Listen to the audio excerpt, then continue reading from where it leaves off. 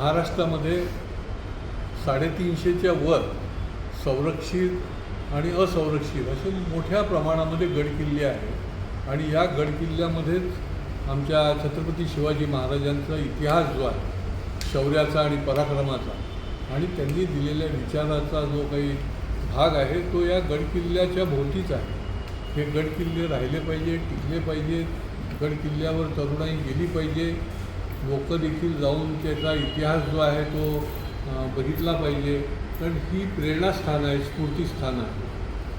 सह्याद्री प्रतिष्ठान या संस्थेच्या माध्यमातून हजारो दुर्गसेवक शिवभक्त अनेक गडकिल्ल्यामध्ये काम करत असतो. डागडुजीचं काम करतं. पुरातत्व खात्याच्या माध्यमातून त्यांच्या मार्गदर्शनाने परवानगीने त्या ठिकाणी तोफगाडे बसवले जातात, महाद्वारं बसवली जातात. आता जो प्रश्न उपस्थित झाला आहे तो रायगडावर. रायगड ही आपली राजधानी. त्या ठिकाणी जगदीश्वराच्या मंदिराच्या समोर जे नंदी त्या ठिकाणी आहे त्या नंदीचा चेहरा जो आहे तो या औरंग्याने मुघल सैन्याने त्या ठिकाणी तो उद्ध्वस्त केला होता. सह्याद्री प्रतिष्ठानच्या मावळ्यांची ही सातत्याने मागणी आहे की त्या ठिकाणी तो चित्र जे आहे ते तसंच्या तसं नंदीचा जो उद्ध्वस्त केलेला आहे ते पुन्हा एकदा त्याचा पुनर्निर्माण केलं गेलं पाहिजे. आता बघा इतकी वर्ष परंतु तिथे काहीच नाही. फक्त असा कुठला काही मोठा कार्यक्रम असेल तर त्या ठिकाणी एक तो नंदीचा फेस जो आहे तो बसवला जातो. काल आमच्या शिवभक्तांनी रायगडावर प्रचंड मोठं आंदोलन त्या ठिकाणी केलं. या सर्व दुर्गसेवकांचं शिवभक्तांचं मी मनापासून त्यांचं अभिनंदन करतो, त्यांना धन्यवाद देतो.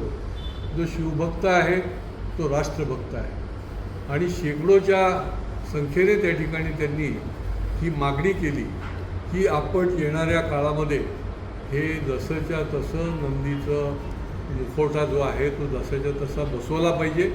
आणि आपण जर बसवू शकत नसाल तर सह्याद्री प्रतिष्ठान सक्षम आहे. सह्याद्री प्रतिष्ठानला आपण परवानगी द्या आणि ते आम्ही बसवण्याचं काम करू. आणि हे आंदोलन जे आहे ते यशस्वी झालं आहे. त्यांचं मी मनापासून त्यांना धन्यवाद आणि अभिनंदन करतो. गड किल्ल्यासाठी सबकुछ अशा प्रकारची तरुणाई, अशा प्रकारचे मावळे या महाराष्ट्रामध्ये आहेत, सह्याद्री प्रतिष्ठानमध्ये आहे. त्याचा मला सार्थ अभिमान आहे.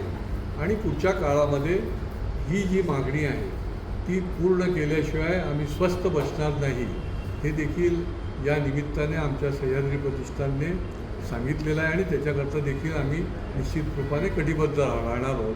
जय शिवराय. आणि या आंदोलनाचं तीव्रता लक्षात घेऊन पुरातत्व जे सेंट्रल पुरातत्व खातं आहे, कारण रायगड हा सेंट्रल पुरातत्व खात्याच्या अंतर्गत येतो, तर ते अधिकारी त्या ठिकाणी गेले आणि त्यांनी या संबंधामधलं आश्वासन पूर्णपणे दिलेलं आहे की येणाऱ्या 4 महिन्यामध्ये हे काम जे आहे ते पूर्ण केलं जाईल. आणि त्याच्यामुळे हा गडकिल्ले प्रेमींचं, गडप्रेमींचा, शिवभक्तांचा, दुर्गसेवकांचा हा फार मोठा निश्चितपणाने हा यशस्वी असा लढा जो आहे त्याचा तो विजय आहे आणि पुढच्या काळामध्ये त्याचा पाठपुरावा देखील केला जाणार.